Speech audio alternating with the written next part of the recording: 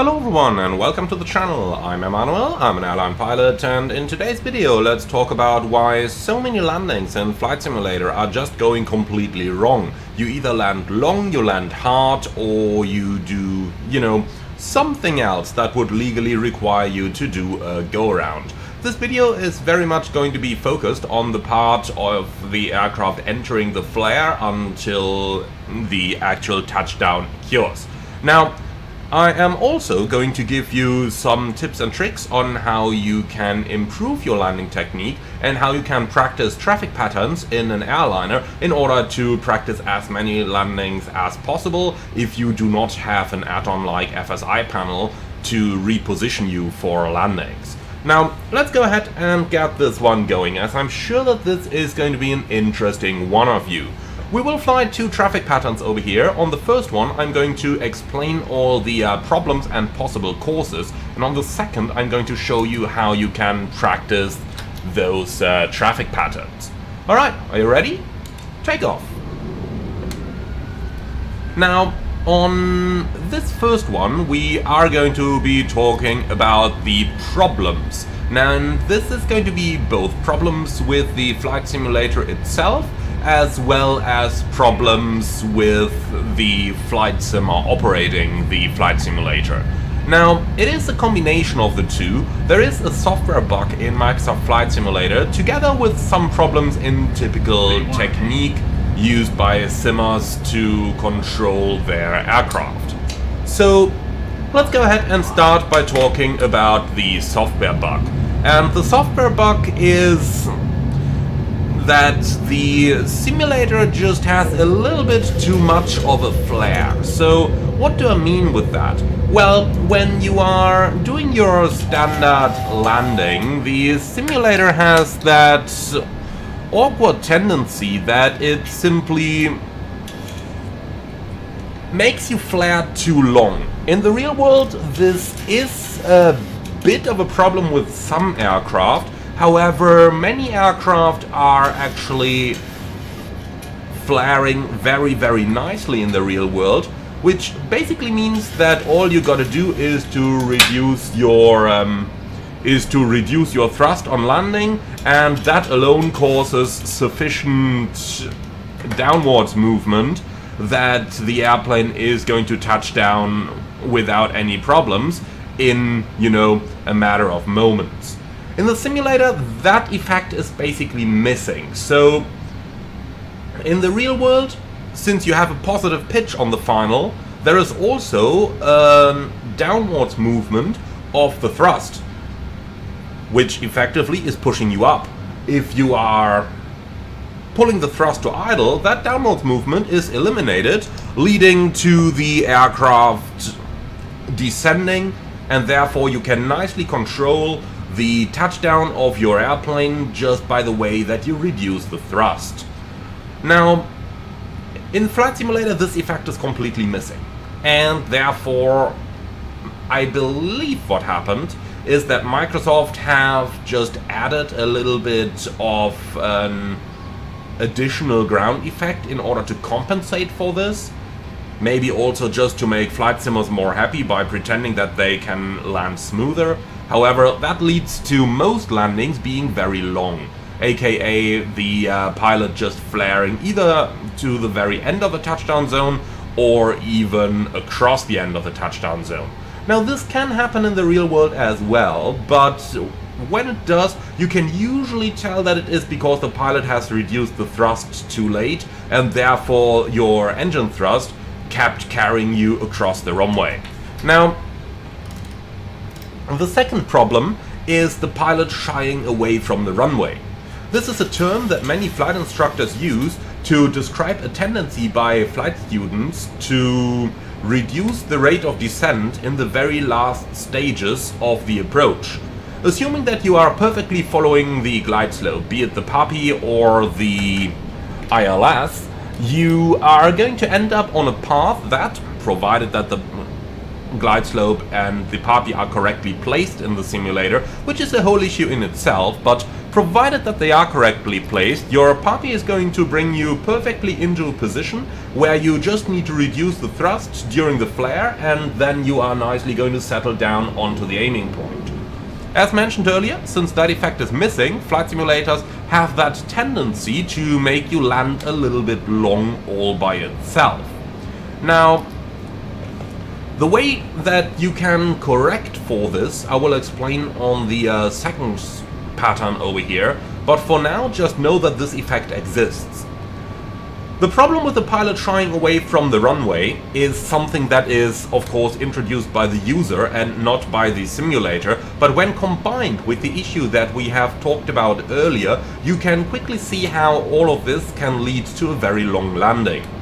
Now, to avoid all of that, what we need to do is to actively fly the airplane down right into the flare, and do note that some add-on developers apparently are, unfortunately, modeling a little bit of ground effect setting on at about 50 feet, which can in turn lead to your aircraft then even aggravating that tendency to shy away from the runway.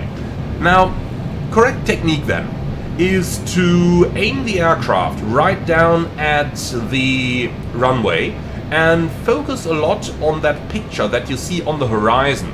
And with that I don't mean the artificial horizon, but I mean look out. Take the actual horizon and take your airplane's glare shield as a reference. This usually works very, very well in helping you not to shy away from the runway and controlling the way that the airplane is then finally touching down.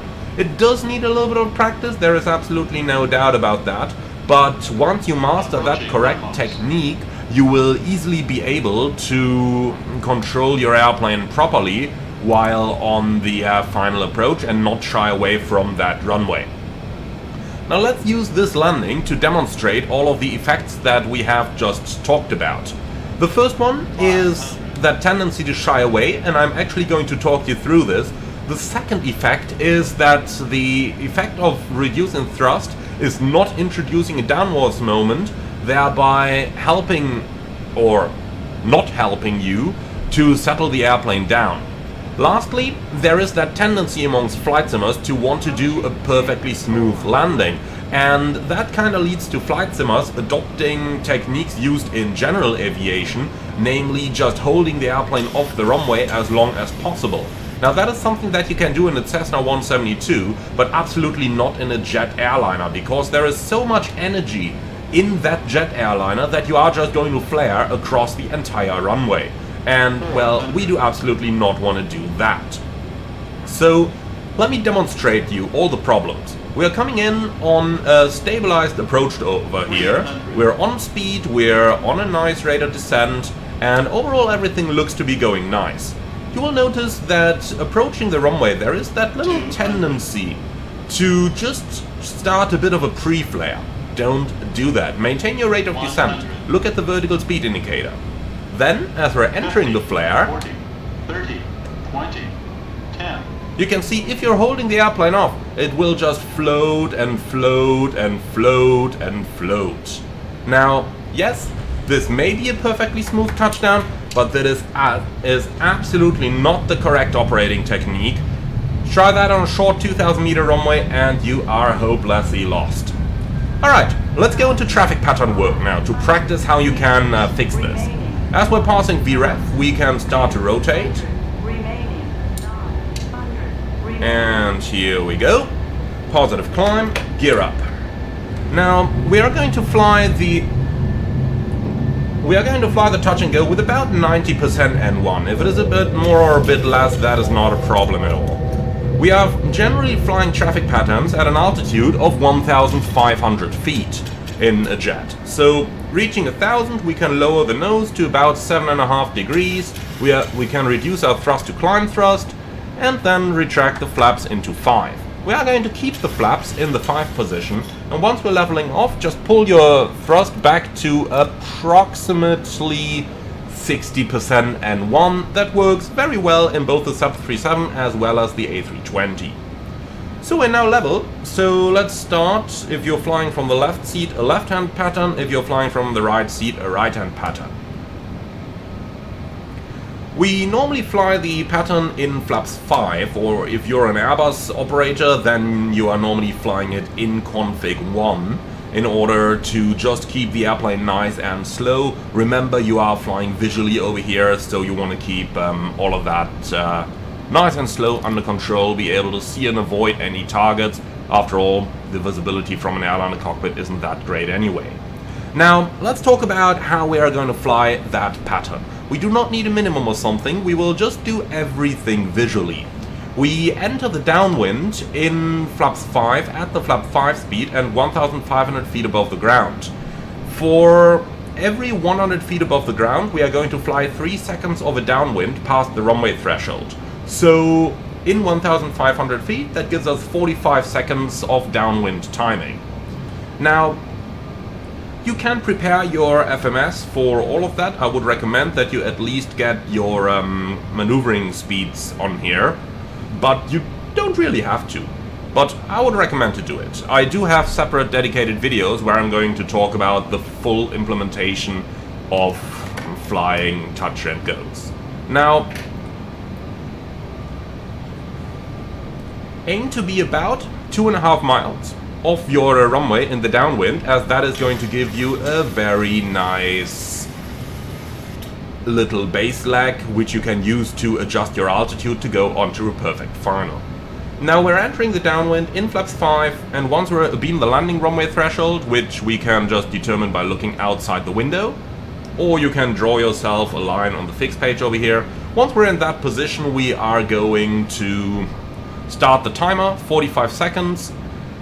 When we're entering the base, we'll extend the landing gear, go flaps 15, and then turning final flaps 30, and then we're already ready for the landing.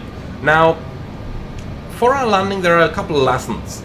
Number 1, do not shy away from the runway. The stabilized approach is the key to any successful landing, and you will definitely notice this. So we're being the threshold now, starting the timing, 45 seconds. So it takes a little bit of practice to get onto the PAPI properly, but once you're on there, the key is to maintain your pitch. If you've got proper pitch and power, the airplane will fly.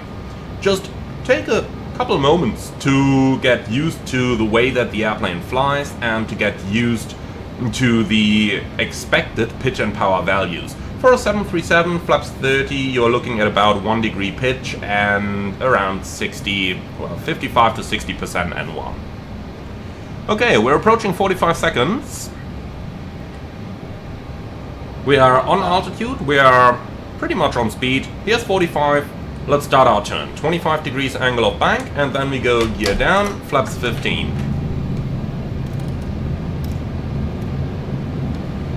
For now, we can start a very shallow descent, and I'm talking about 200 or 300 feet a minute over here.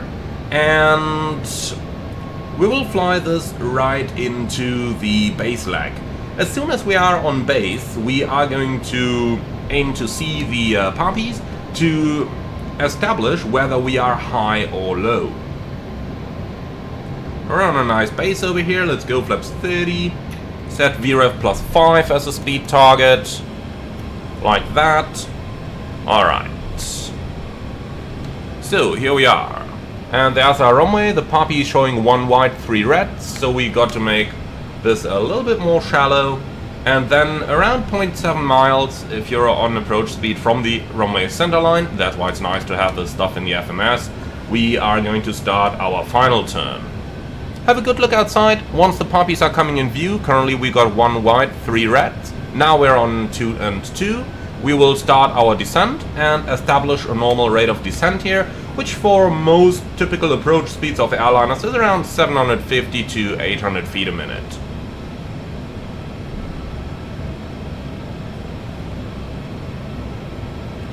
Okay, here we are. The puppy is currently giving us 3 reds, so let's make that a little bit more shallow, and here we are right on the puppy. So now we simply establish a proper rate of descent. And this is where a good landing really starts. You want to go through that stabilized approach gate and not have to do anything anymore. If you are getting distracted at this point, that is basically your "my landing will be fucked up" card. Okay, so we're going through 500 feet, everything is stable, we are maintaining a proper rate of descent here of around 700, 800 feet a minute. And now we're basically just flying along the poppies. Once we're overflying the runway threshold, we will shift our point of view to the end of the runway, and then it's most important that you simply maintain your pitch. Even though you may be slightly high or slightly low, maintain that pitch. Because that is how you avoid shying away from the runway. Then control your rate of descent into the landing, or into the touchdown. So, start the flare, but actively fly it down, decrap, and don't shy away, don't hold it off, just fly it down in a controlled manner. And that's how you do this properly. If you wanted to fly touch and go, just retract the flaps a step or two and set your thrust again. If you're completing a full stop, then do your normal landing items. And that, my friends, is how you can avoid those problems that would typically happen on most flight simulator landings, and how you can make a controlled landing within the touchdown zone without any of the problems that most flight simulators are facing. I do hope that you liked this video and that this gave you a good bit of an insight on how to practice proper landings, what the problems are in flight simulator that usually lead to long landings or to hard landings if you are, you know, getting a little afraid of the runway end approaching and just smash it down. So I do hope that this helped you. Leave your feedback in the comments underneath the video. As always, like, comment and subscribe, and if you really love what I'm doing on this channel, I would appreciate a small donation through the Buy Me a Coffee link in the video description below. Thank you very much for watching, and I'm looking forward to see you all again on the next one.